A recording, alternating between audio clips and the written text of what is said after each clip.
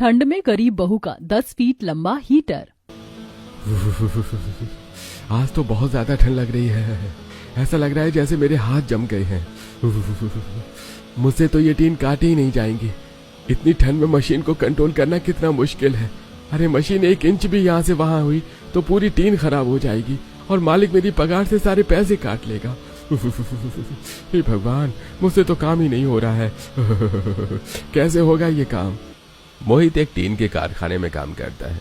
मोहित के कारखाने में काफी बड़े बड़े टीन के डिब्बे बनाए जाते हैं। ये डिब्बे 10 फीट और 12 फीट लंबे होते हैं। मोहित का कारखाना काफी खुली जगह में बना हुआ था, जिस वजह से ठंडी हवाएं साएं साएं करते हुए कारखाने में आती हैं, जिससे मोहित को काफी ज्यादा ठंड लगती है। ठंड में ठिठुरता हुआ मोहित जैसे तैसे करके अपना काम खत्म करता है और अपने घर चला जाता है। मोहित जब घर पहुंचता है तो क्या हुआ बेटा, तू इतना भीग कैसे गया? क्या हुआ भैया, आप नहा कर आए हो क्या? ये मजाक का वक्त नहीं है नीतू। बाहर बहुत ज्यादा ठंड पड़ रही है और ओस की वजह से मेरे सारे कपड़े भीग गए हैं, जिससे मुझे बहुत ज्यादा ठंड लग रही है। मुझे तो डर है कि कहीं बुखार ना हो जाए। मोहित नीतू से बात ही कर रहा होता है कि काजल जल्दी से मोहित का सिर पोंछने के लिए तौलिया लेकर आती है और जल्दी जल्दी मोहित का सिर पोंछने लगती है। सिर पोंछने के बाद मोहित भी जल्दी से अपने कपड़े बदल लेता है। ललिता जी मोहित के लिए गर्मा गर्म दालचीनी डालकर चाय बना देती हैं ताकि मोहित को कहीं सर्दी न लगे। ये लो बेटा, गर्मा गर्म चाय पी लो। इसमें मैंने ज्यादा करके अदरक डाला है और दालचीनी भी अलग से डाली है। इससे तुम्हें सर्दी नहीं लगेगी और बुखार भी नहीं आएगा। तुम जल्दी से चाय पी लो। माँ, ये तो आपने बहुत अच्छा किया। मुझे तो डर लग रहा था कि कहीं मेरी तबीयत न खराब हो जाए। अगर बुखार आ जाता तो मैं कल काम पर नहीं जा पाता और एक दिन की मजदूरी बर्बाद हो जाती। चाय पीने के बाद भी मोहित को काफी ज्यादा ठंड लग रही थी। सिर्फ मोहित ही नहीं, परिवार के बाकी लोग भी ठंड से कांपने लगे थे, क्योंकि मोहित के घर की छत काफी जगह से टूटी हुई थी, तो ठंडी हवाएं सीधे घर में घुस रही थी। हालांकि काजल ने तसले में थोड़ी बहुत लकड़ी डालकर हाथ सेकने के लिए आग जलाई थी, लेकिन छत से आ रही ठंडी हवाओं के आगे वो आग कोई काम नहीं आ रही थी। पीहू, जो इस वक्त खिड़की में खड़ी होकर बाहर की तरफ झांक कर कहती है, मम्मी मम्मी देखो, नीता आंटी के घर से क्या लाल लाल दिखाई दे रहा है। क्या उनके घर में आग लग गई है? अरे नहीं बेटा, उनके घर में कोई आग नहीं लगी। वो लोग तो अपना हीटर चला रहे हैं और ये लाल रोशनी हीटर से आ रही है। मम्मी, ये हीटर क्या होता है? पीहू, हीटर एक तरह की मशीन होती है जो ठंड में गर्मी पैदा करती है। हीटर कई तरह के होते हैं। रूम हीटर घर को गर्म रखता है। नीता आंटी के घर में रूम हीटर लगा हुआ है। मम्मी, अगर हीटर इतनी अच्छी होती है और इससे इतनी गर्माहट मिलती है तो आप हमारे घर पर भी हीटर क्यों नहीं लाती? मुझे भी हीटर लाकर दो ना। ठंड से कपकपाती हुई पीहू हीटर की जिद करने लगती है और बुरी तरह से रोने लगती है, पीहू को चुप करवाते हुए। देखो पीहू, तुम तो मम्मी की अच्छी बेटी हो ना, ऐसे जिद नहीं करते। अभी हमारे घर के हालात ठीक नहीं है। जब हमारे घर के हालात ठीक होंगे तो हम अपने घर पर हीटर ले आएंगे। चलो अब तुम रोना बंद करो। इस तरह बैला फुसलाकर काजल जैसे तैसे पीहू को समझाती है और उसकी बात को टाल देती है, क्योंकि काजल के घर की हालत बहुत खराब थी। ससुर की तबीयत ठीक नहीं थी। घर पर खाने वाले 7 लोग थे और कमाने वाला अकेला मोहित। मोहित को भी टीन के कारखाने में बहुत कम तनख्वाह मिलती थी, जिससे घर की बहुत मुश्किल से चलता था। मम्मी मम्मी, मुझे भूख लगी है, जल्दी से खाने को कुछ दो ना। अरे इन सारे चक्करों में मेरे दिमाग से ही निकल गया कि घर में राशन खत्म हो गया है। घर में बनाने के लिए अनाज का एक दाना भी नहीं है। मोहित जी, आप किराने की दुकान पर जाकर थोड़ा राशन ले आइए ना। क्या काजल, अभी तो मैं बस ठंड में कांपता हुआ घर आया हूँ और तुम हो कि फिर से मुझे बाहर भेज रही हो। अब क्या करूं मोहित जी, घर में सारा अनाज खत्म हो गया है और मेरे पास पैसे नहीं है कि जाकर राशन ला सकूं। इसीलिए आपके आने का इंतजार कर रही थी। पापा, जल्दी से राशन लेकर आओ ना। हमने सुबह से कुछ नहीं खाया है। बहुत जोरों की भूख लगी है। मुझे अब भूख बर्दाश्त नहीं हो रही है। बच्चों, रोना बंद करो। मैं अभी जल्दी से जाकर राशन लेकर आता हूँ। मोहित ठंड में कांपते हुए जल्दी जल्दी किराने की दुकान पर जाता है और जो थोड़े बहुत पैसे उसके पास थे उसी से वो घर के लिए राशन खरीद लेता है। मोहित राशन लाकर काजल को दे देता है। वैसे तो राशन काफी कम था, लेकिन काजल उसी से मैनेज करके सभी के लिए खाना बना देती है। भाभी, इतनी ठंड में आपके हाथों की गर्मा गर्म आलू की सब्जी और रोटी खाकर मजा ही आ गया। हाँ काजल, सब्जी काफी टेस्टी बनी है। इतनी ठंड में तुम्हारी वजह से हमें कुछ अच्छा खाने को मिल गया। पूरा परिवार जल्दी जल्दी खाना खा लेता है, क्योंकि सभी को काफी भूख लगी थी। खाना खाकर सभी सोने के लिए चले जाते हैं, लेकिन किसी को भी नींद नहीं आती है। काजल के घर में सिर्फ एक फटी पुरानी रजाई थी और पूरा परिवार इस एक रजाई में सोता था। 7 लोगों के लिए रजाई एक तो कम पड़ रही थी, ऊपर से उसमें छेद होने की वजह से ठंड रुकने का नाम ही नहीं ले रही थी। अरे बाप रे, इतनी ज्यादा ठंड है। ये भगवान, मुझे तो लग रहा है इस ठंड में मैं मर ही ना जाऊं। मुझे तो ये ठंड अब बर्दाश्त ही नहीं हो रही है। ऐसा मत कहिए माँ जी, मैं जानती हूँ ठंड बहुत ज्यादा है, हमें भी सोने में बहुत दिक्कत हो रही है, लेकिन आप हौसला रखिए। नीतू भी बार बार करवटें ले रही होती है। ठंड इतनी ज्यादा होती है कि रात भर किसी को भी नींद नहीं आती। सुबह सभी लोग आधी अधूरी नींद सोकर उठ जाते हैं। मोहित तैयार होकर अपने काम पर चला जाता है और बच्चे भी अपना टिफिन लेकर स्कूल चले जाते हैं। इस बार ठंड बहुत जोरों की पड़ रही थी, इसीलिए बच्चों के स्कूल में हीटर लगा था। हीटर देखकर बच्चे बहुत खुश हो जाते हैं। पीहू तो हीटर के सामने जाकर खड़ी हो जाती है। पीहू, ये क्या कर रही हो? हीटर के इतने नजदीक मत जाओ, हाथ जल गया तो लेने के देने पड़ जाएंगे। टीचर, क्या यही हीटर है? हाँ, क्या तुमने कभी हीटर नहीं देखा? नहीं, मैं पहली बार इसे देख रही हूँ। अरे वाह, मम्मी तो सही बोल रही थी, इससे तो सच में गर्माहट मिलती है। पीहू, हीटर के सामने से हटो। अगर तुम हीटर के सामने ऐसे खड़ी रहोगी तो बाकी बच्चों को गर्माहट कैसे मिलेगी? छोड़ दीजिए टीचर। इस गरीब पर टीचर ने आज जिंदगी में पहली बार हीटर देखा, इसीलिए ऐसा कर रही है। स्कूल के बच्चों को पीहू का मजाक उड़ाता देखकर बंटी गुस्सा हो जाता है, लेकिन वो कुछ नहीं कर पाता, बस दांत पीसता रह जाता है। वो पीहू को पकड़कर अपने पास बैठाता है। टीचर सभी बच्चों को पढ़ाने लगती है। कुछ देर बाद स्कूल की छुट्टी हो जाती है। स्कूल से निकलकर दोनों बच्चे पैदल ही अपने घर आते हैं, क्योंकि उनका घर सिर्फ 5 मिनट की दूरी पर था। स्कूल से निकलने के बाद बंटी और पीहू दोनों को ही जोरों की ठंड लगने लगती है। भैया, मुझे बहुत जोरों की ठंड लग रही है, मुझसे चला नहीं जा रहा। बंटी और पीहू की स्कूल यूनिफॉर्म कई जगह से फट गई थी और वो इतनी पतली थी कि उसमें ठंड रुक नहीं रही थी। स्कूल के अंदर तो हीटर था, तो वहां उन्हें ठंड नहीं लग रही थी, लेकिन स्कूल से बाहर आते ही उन्हें जोरों की ठंड लग जाती है और वो छींकने लगते हैं। कुछ देर में बंटी और पीहू घर पहुंच जाते हैं। बच्चों को छींकते देखकर काजल परेशान हो जाती है। क्या हुआ बच्चों, तुम लोग इतना छींक क्यों रहे हो? तुम दोनों को सर्दी लग गई है क्या? बस ये कहने की देर थी कि बंटी और पीहू दोनों काजल के गले लग जाते हैं और उसे पकड़कर जोर जोर से रोना शुरू कर देते हैं। बच्चों का यूं रोता देखकर काजल और भी ज्यादा परेशान हो जाती है। बंटी, तुम बताओ, तुम लोग ऐसे रो क्यों रहे हो? स्कूल में तुम्हें किसी ने कुछ कहा है? ये हमारा है। माँ, हमारा स्कूल यूनिफॉर्म इतना बदला है कि कई जगह से फट गया, तुम हमें नई यूनिफॉर्म क्यों नहीं दिलाती हो? बच्चे स्कूल में हमारा काफी मजाक उड़ाते हैं, हमें गरीब टीचर कहते हैं। आज तो स्कूल में नया हीटर लगा था, पीहू बस हीटर के सामने जाकर देख रही थी तो टीचर ने उसे डांटा और बाकी बच्चों ने उसका काफी मजाक उड़ाया। माँ, हम लोग इतने गरीब क्यों है और हमारे पास हीटर क्यों नहीं है? अपने बच्चों को इस तरह रोते देखकर काजल को भी बहुत दुख होता है, लेकिन बेचारी कर भी क्या सकती थी। मैं अपने बच्चों के लिए नए स्कूल यूनिफॉर्म और हीटर कहाँ से ला कर दूं? मोहित जी मुश्किल से बस 7,000 रुपए महीना कमाते हैं। बाजार में नया हीटर 4 से 5,000 रुपए का आता है। अब अगर नया हीटर खरीद लिया तो घर कैसे चलेगा? बच्चों की स्कूल फीस कैसे भरूंगी? मकान मालिक को क्या दूंगी? बिजली का बिल कैसे भरूंगी? ये सारी बातें सोचते हुए काजल अपने बच्चों को चुप करवाती है और उन्हें अच्छे खाने का लुभावन देकर शांत करती है। स्कूल से आने के बाद बच्चों को भी काफी भूख लगी थी, तो वो खाना खाकर खेलने चले जाते हैं। खेलते हुए भी उन्हें बहुत ज्यादा ठंड लग रही थी, तो वो खेल को बीच में ही छोड़कर घर आ जाते हैं। रात में मोहित भी काम से घर आ जाता है और पूरा परिवार साथ मिलकर खाना खाकर सो जाते हैं। ठंड में फिर से किसी को भी नींद नहीं आती है। काजल बहू, तू एक काम क्यों नहीं करती? तसले में थोड़ी सी लकड़ी जलाकर रख दे, लकड़ी जलती रहेगी तो घर में गर्माहट बनी रहेगी। आप सही बोल रही हो माँ, मैं जल्दी से लकड़ी जला देती हूँ, आप सोइए। काजल ठंड में उठकर तसले में लकड़ी जलाती है और तसले को घर के कोने में रख देती है, जिससे कुछ देर के लिए तो घर गर्म हो जाता है और सारे लोग सो जाते हैं। लेकिन आधी रात को लकड़ी ओस से भीग जाती है और आग बुझ जाती है, जिससे घर में फिर सभी को ठंड लगने लगती है। सभी लोग ठंड में करवट लेते हुए जैसे तैसे रात गुजारते हैं। इस ठंड में अब घर के काम करना भी काजल के लिए बहुत मुश्किल हो रहा था। हे भगवान, कितनी ज्यादा ठंड लग रही है। इतनी ठंड में ठंडे पानी से बर्तन धोना बहुत मुश्किल है। ऊपर से घर में पोछा लगाने के बाद तो मेरे हाथ गल रहे हैं, जैसे खून जम गया हो। अभी तो इतने सारे कपड़े भी धोने के लिए पड़े हैं, क्या करूँ, कैसे करूँ? मुझे ठंड भी बहुत ज्यादा लग रही है, लेकिन किसी को कुछ कह भी नहीं सकती। आज ठंड बहुत ज्यादा है। एक काम करती हूँ, जल्दी से काम निपटा कर आंगन में बैठकर धूप सेक लेती हूँ।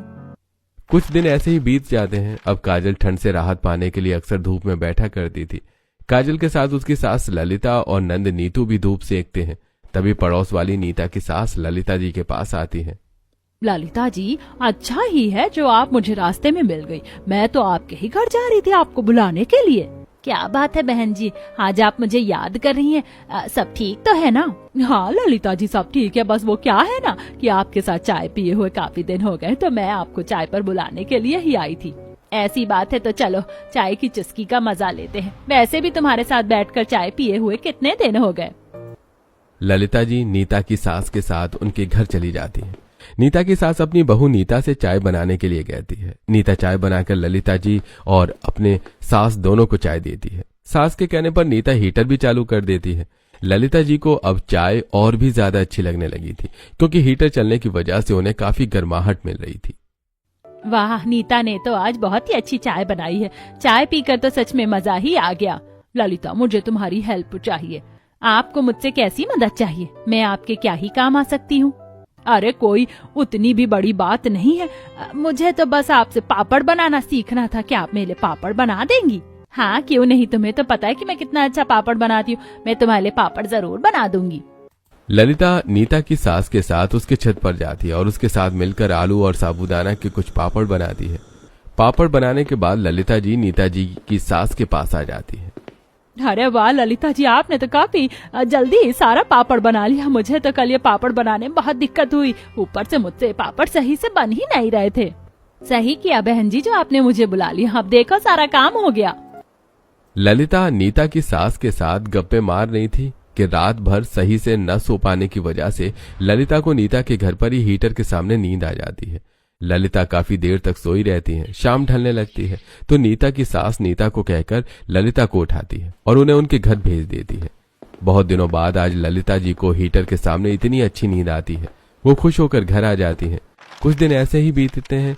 नीता की सास ललिता जी को अब आए दिन किसी न किसी बहाने से अपने घर पर बुलाती थी और उन्हें कोई न कोई काम करने के लिए दे देती थी। कुछ दिन बाद, अरे नीतू बेटा, तुझे इतनी ज्यादा सर्दी लग रही है, तू एक काम क्यों नहीं करती? तू मेरे साथ नीता के घर चलना। उनके घर पर हीटर चलता है तो वहाँ तुझे ठंड नहीं लगेगी और तेरी तबीयत भी अच्छी हो जाएगी।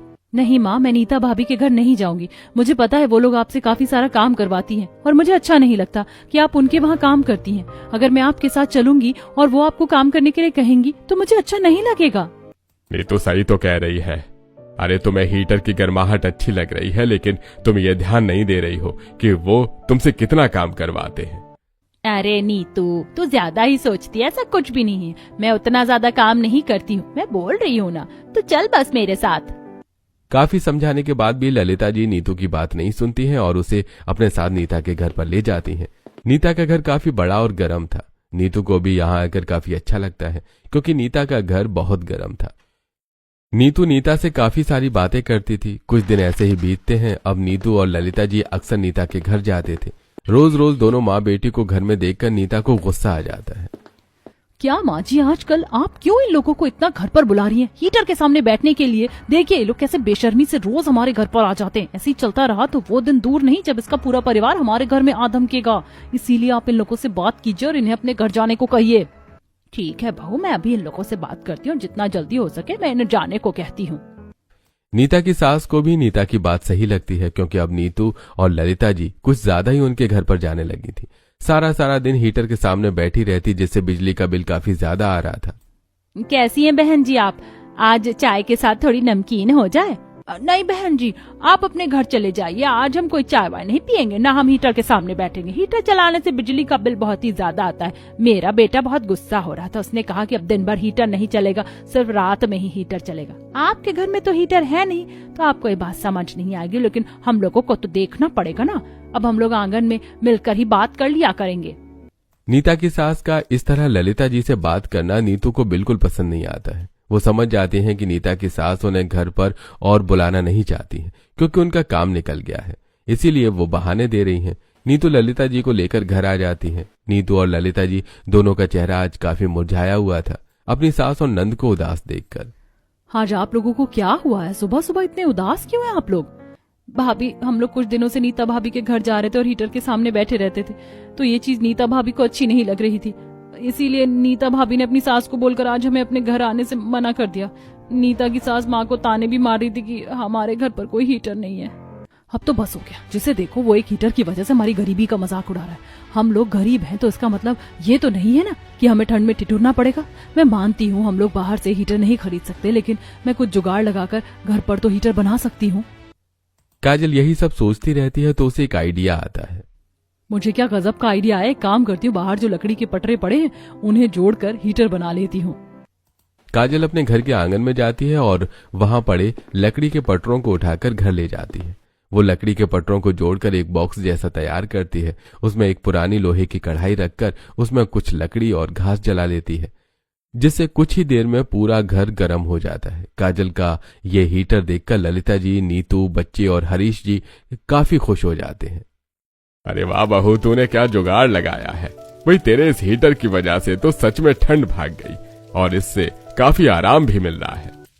कुछ दिन काजल अपने जुगाड़ वाले हीटर का इस्तेमाल करती है, लेकिन उसमें एक बड़ी समस्या थी। उसे गर्माहट पाने के लिए बार बार उसमें लकड़ी डालनी पड़ती थी, जिससे काजल की नींद अक्सर रात में खराब हो जाती थी। काजल रात को बार बार हीटर में लकड़ी डालने से परेशान हो गई थी। मैंने ये हीटर बनाया था ताकि हम लोग सभी चैन से हीटर की गर्मी में सो पाए, लेकिन इस हीटर में लकड़ी डालने के लिए मुझे इतनी बार उठना पड़ता कि मेरी नींद बार बार खराब हो जाती है। अब तो कुछ और ही सोचना पड़ेगा। इस जुगाड़ से मेरा काम नहीं होने वाला। खुद से ये बातें करते हुए काजल बाजार के लिए निकलती है। आज काफी ज्यादा ठंड थी तो उसे काफी ठंड लगती है।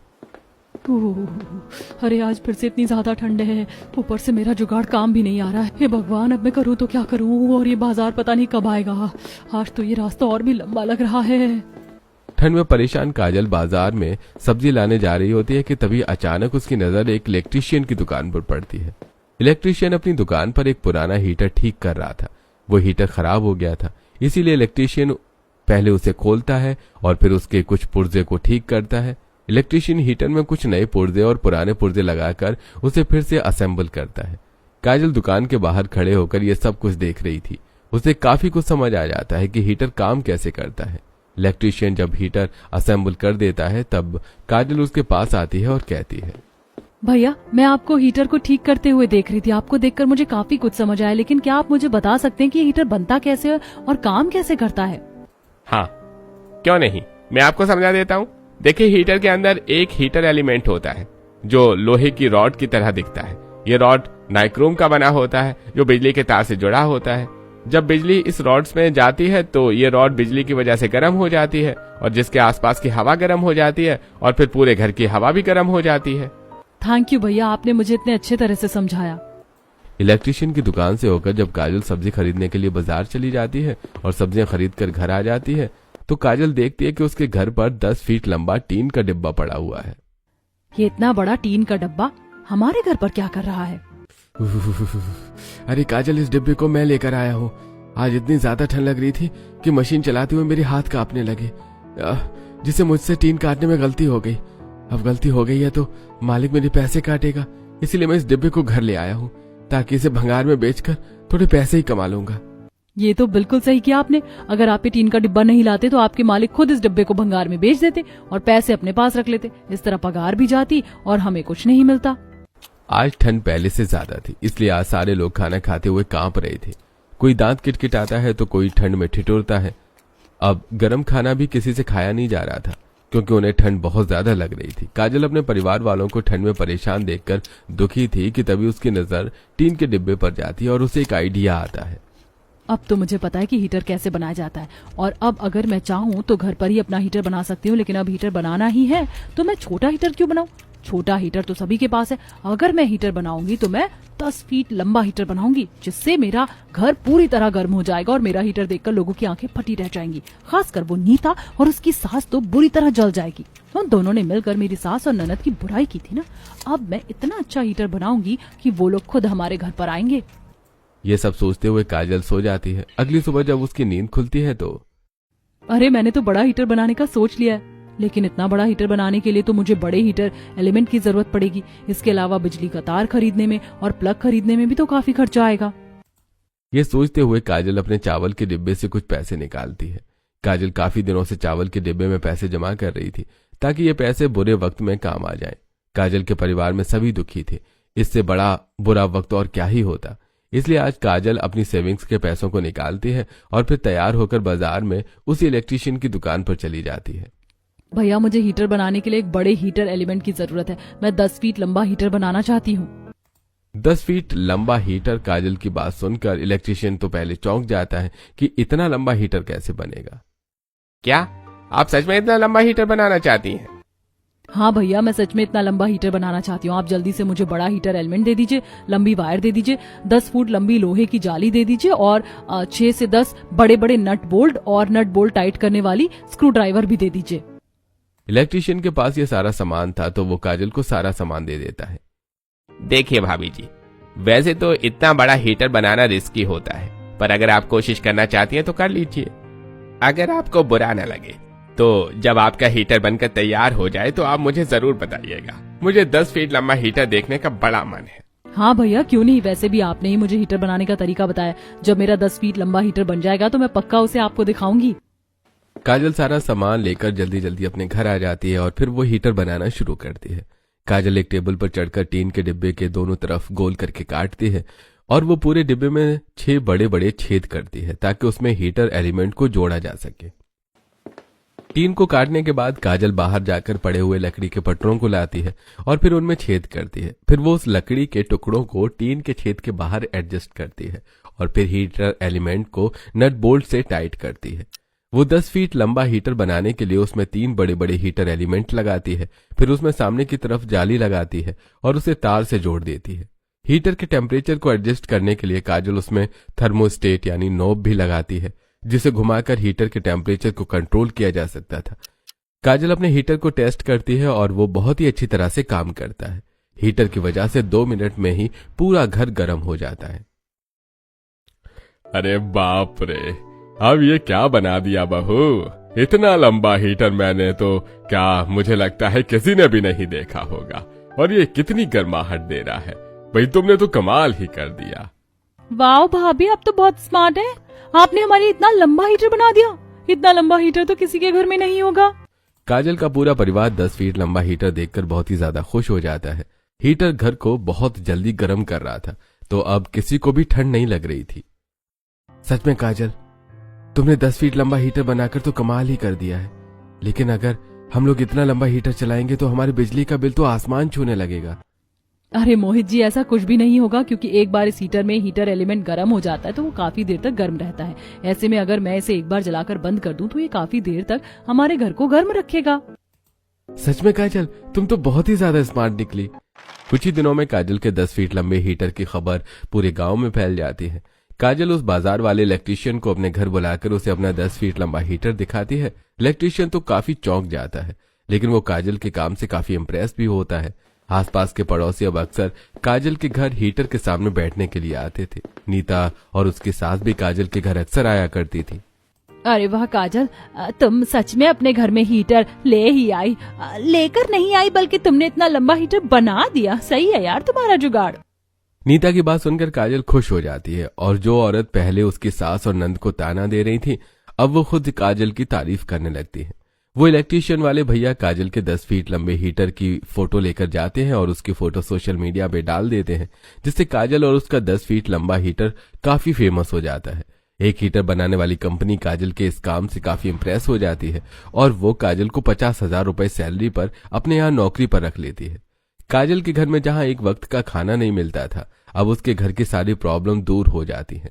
काजल अपने परिवार को टूटी पुरानी झोपड़ी से हटाकर एक 2 मंजिले मकान में ले आती है, जहां जरूरत का हर सामान मौजूद था और वो काफी गर्म था क्योंकि उसमें काफी सारे हीटर और गीजर लगे हुए थे, जिससे परिवार के लोगों को ठंड नहीं लगती थी और औरतों को किचन में काम करने में परेशानी नहीं होती थी।